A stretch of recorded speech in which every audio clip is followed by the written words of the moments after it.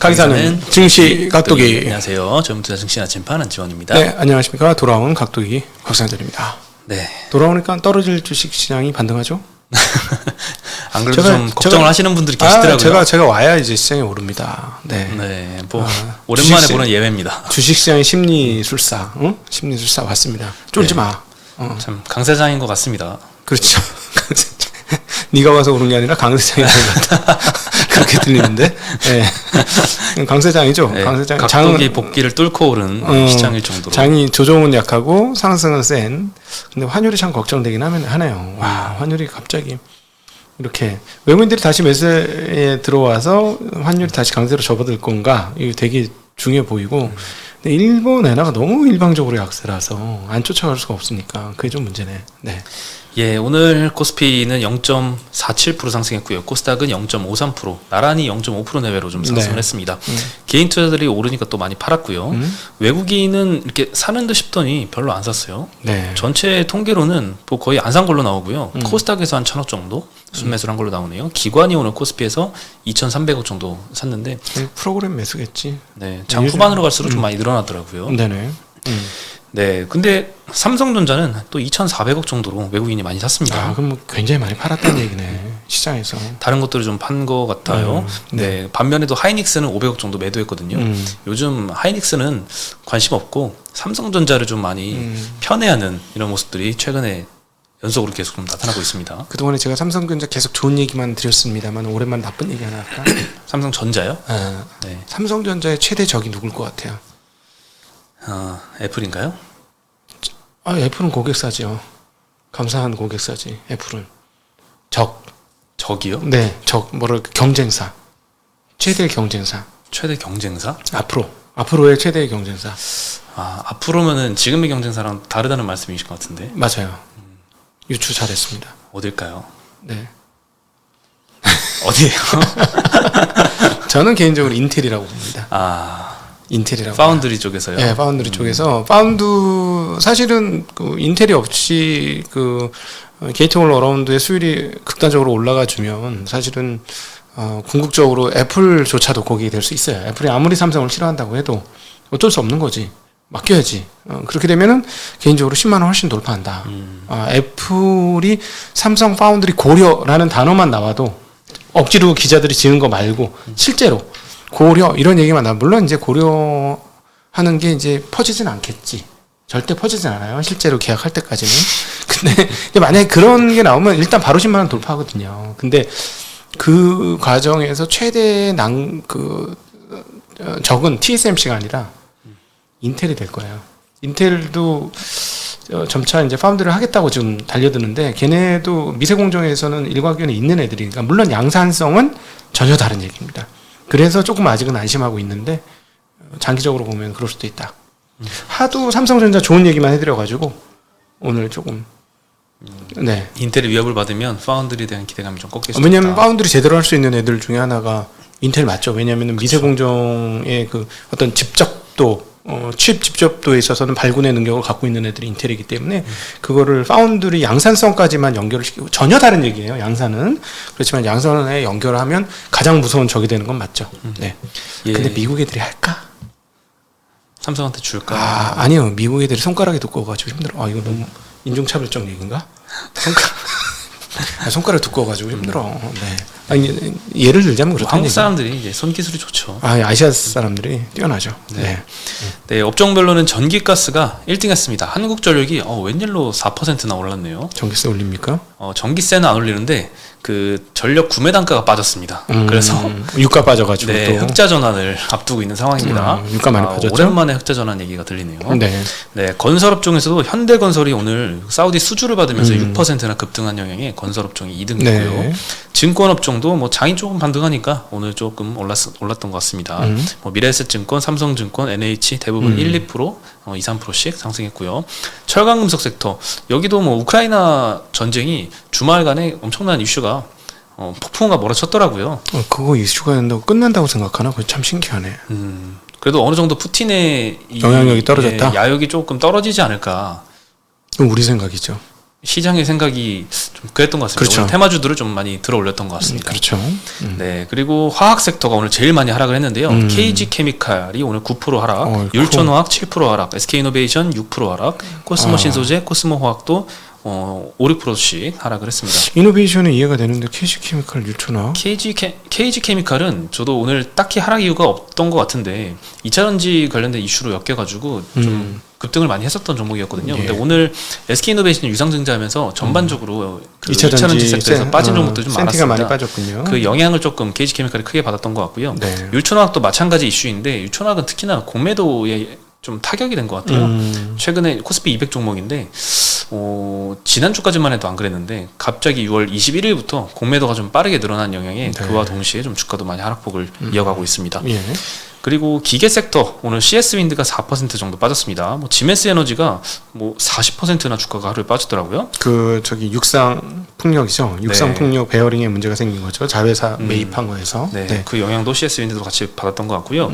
오늘 이슈 중에 이제 우크라이나 그 러시아 용병 바그너 그룹이 푸틴 대통령한테 이제 쳐들어가려다가 중간에 일단 말긴 했지만 뭐 향후에 이제 우크라이나 지속할 이 전쟁을 지속할 동력도 좀 약화되지 않을까 이런 기대감도 형성이 됐고요.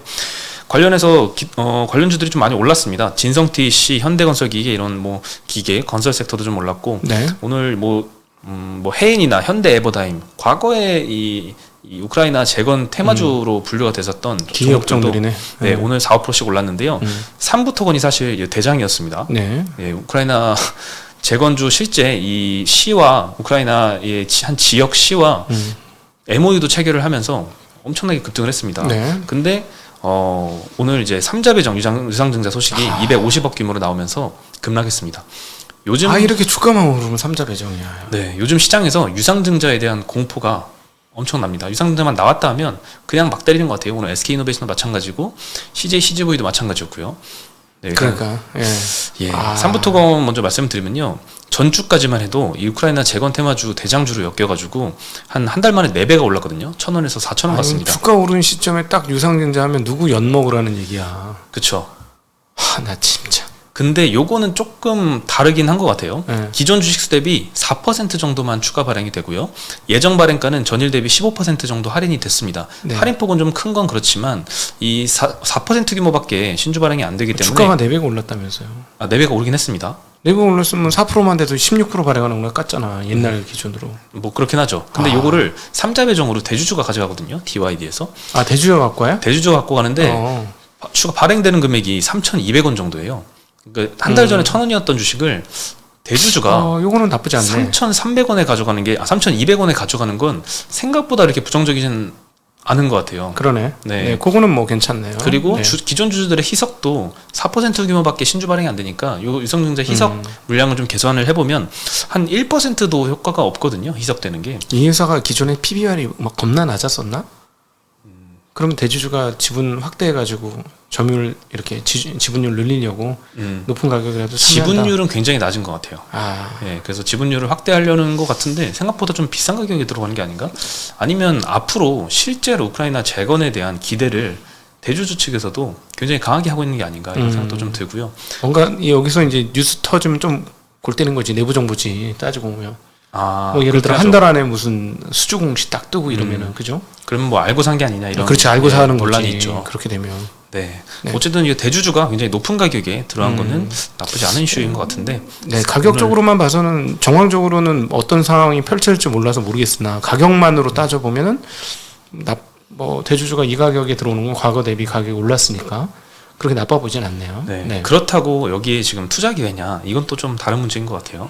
일단 한 달 만에 4배에서 조금 떨어지긴 했지만 그래도 3배 이상 올랐잖아요. 네. 3, 4배 정도 오르는 상황이라서 뭐 아직 우크라이나 전쟁이 끝난 것도 아니고. 그렇죠. 네. 그리고 뭐 MOU는 체결했지만 실제 얼마 정도 수주를 받을지 이런 규모가 확정되지 않은 상황이기 때문에. MOU 받았어요? MOU 체결은 했습니다.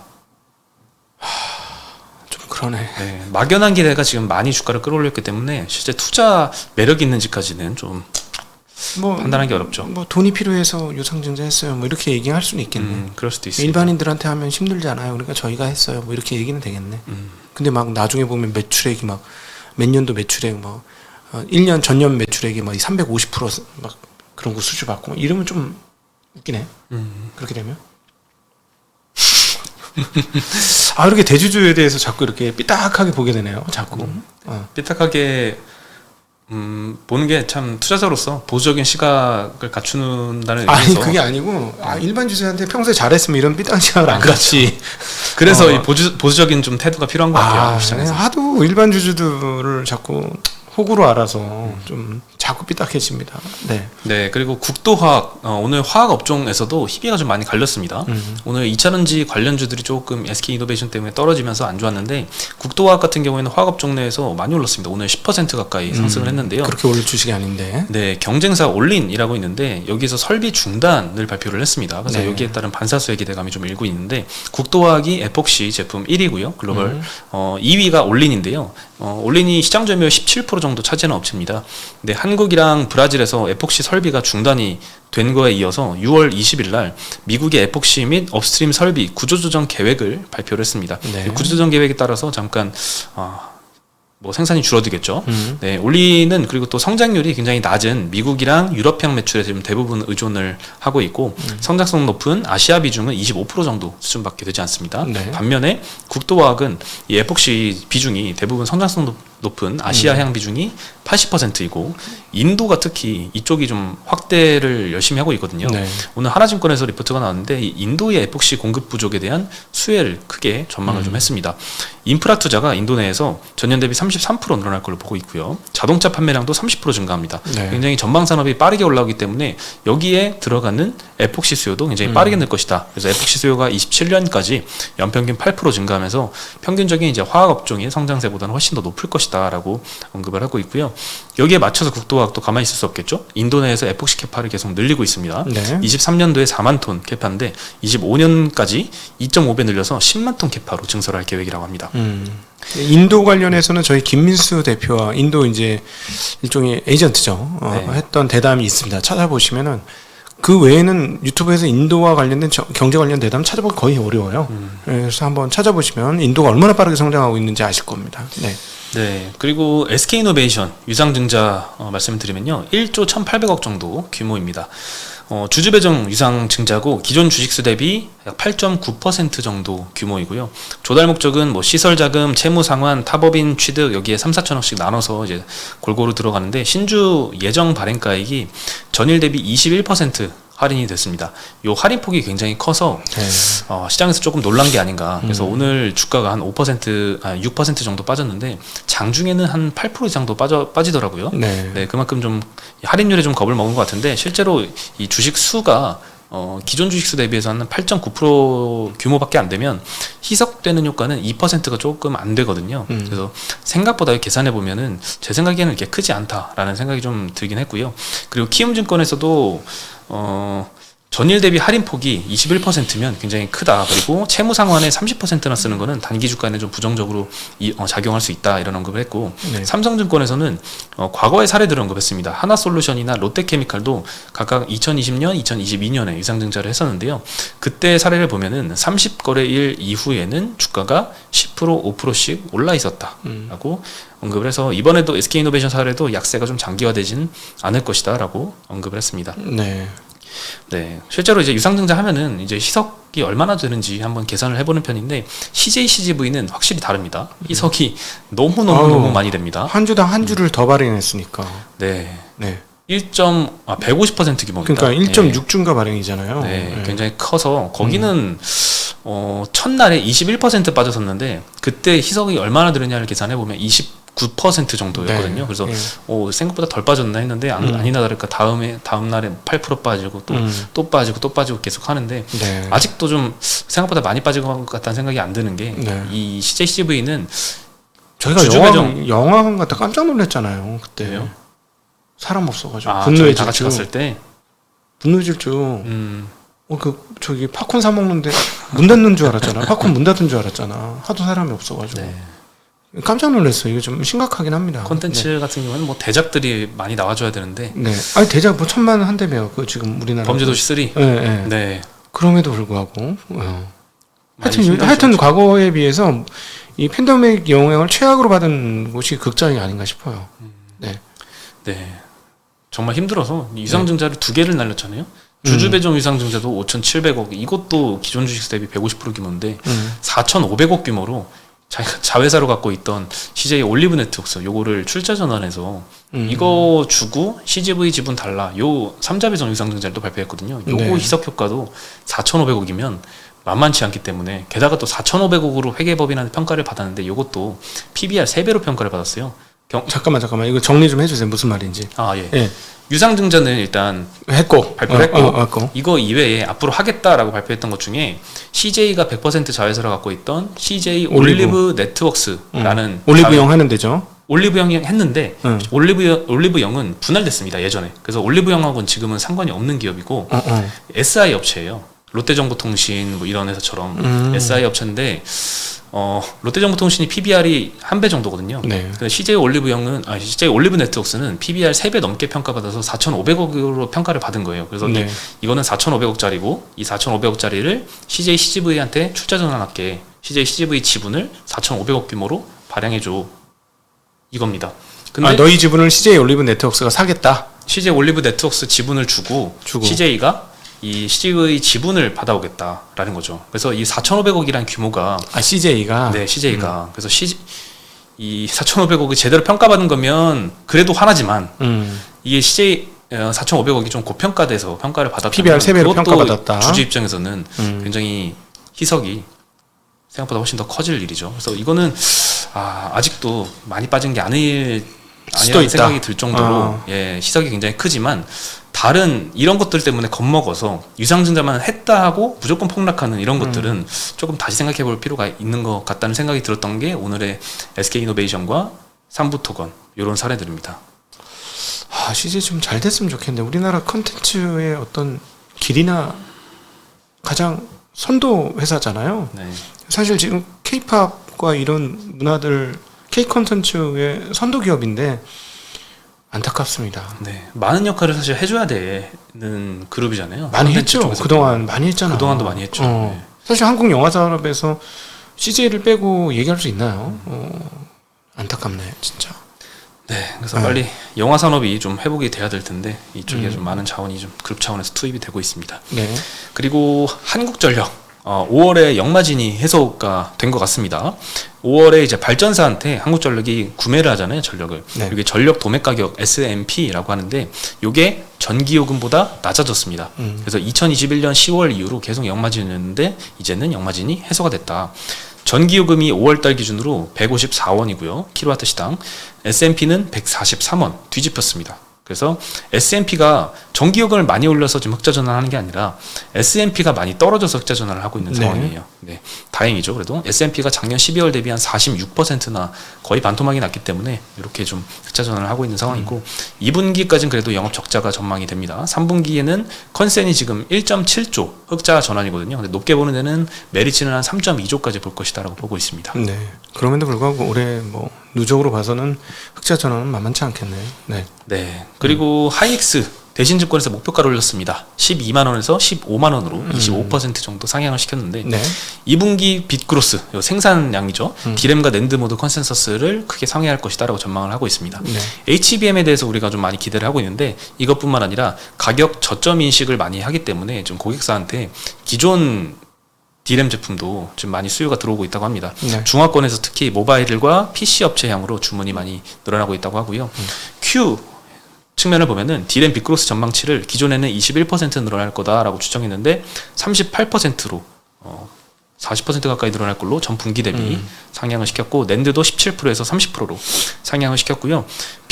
P는 여전히 하락하는데요. 2분기 가격 하락폭이 디램은 그래도 마이너스 5%면 그 정도로 좀 양호할 거다. 낸드도 마이너스 6%로 좀 양호할 거다라고 전망을 했고 3분기부터는 각각 플러스 2%, 1%로 돌아설 것이다라고 전망을 하고 있습니다. 네. 그리고 24년도 하반기부터는 디램은 쇼티지를 전망을 하고 있습니다. 굉장히 좀 커 보이죠? 내일 모레 마이크론 테크놀로지 실적 발표가 과연 어떻게 나올까 귀추가 주목됩니다. 네. 네. 그래서 뭐 지금 하이닉스가 최근까지 많이 올랐는데 뭐 조정을 받았다가 뭐 가거나 아니면 뭐 그냥 가거나 뭐 알 수는 없지만 어쨌든 24년도 하반기라도 이 쇼티지 구간까지 가는 초입에 있는 것 같다는 생각은 좀 드네요. 네. 네. 그리고 24년도 영업이익 전망치는 얼마 전까지만 해도 굉장히 지금 낮게 보는 데와 높게 보는 데가 1조 대 20조 차이로 격차가 굉장히 크다라고 말씀드렸는데 오늘 리포트 나온 데는 대신증권은 8.2조 보고 있습니다. 네. 기존엔 7.2조에서 이번에 또 상향을 시켜서 이 전반적인 컨센이 조금 상향 평준화 쪽으로 가고 있는 게 아닌가라는 생각이 또 듭니다. 네. 네, 오늘 소식은 여기까지입니다. 예. 오늘 오랜만에 이렇게 한국 시장 어떻게 돌아가느냐 이렇게 봤는데 많은 분들이 이제 떨어지니까 또 걱정을 많이 하시는 것 같아요. 그렇죠? 저는 좀 각도기님이 일주일이나 이렇게 공백기를 가졌잖아요. 그래서 네. 와 적응을 할 수 있을까? 조금 힘들지 않을까 생각했는데 힘들었어요. 아침 무척 일어나는 게 힘들었어요. 좀 늦게 일어나시다가 저는 제가 잠이 그렇게 많은 사람인지 몰랐어요. 9시간씩 자고 있더라고. 평소에 뭐 4시 몇 분대 일어나시잖아요. 네, 근데 9시간씩 자다가 4시 반에 일어나니까 한밤중에 일어난 것 같아. 그게 조금 힘들더라고요. 네. 9시간씩이나 잤다는 거는 그만큼 좀 평소에 휴식을 못 취해서 휴식이 좀 필요했기 때문에 몸이 좀 그렇게 자도록 한 게 아닌가. 9시간 자고 낮잠 또 잤어요. 저도 네, 굉장히 충분히 놀랐습니다. 쉬었으니까 이제 좀 네, 장의 활기를 한번 불어넣도록 하겠습니다. 네, 저희는 내일 다시 인사드리겠습니다. 네, 안녕.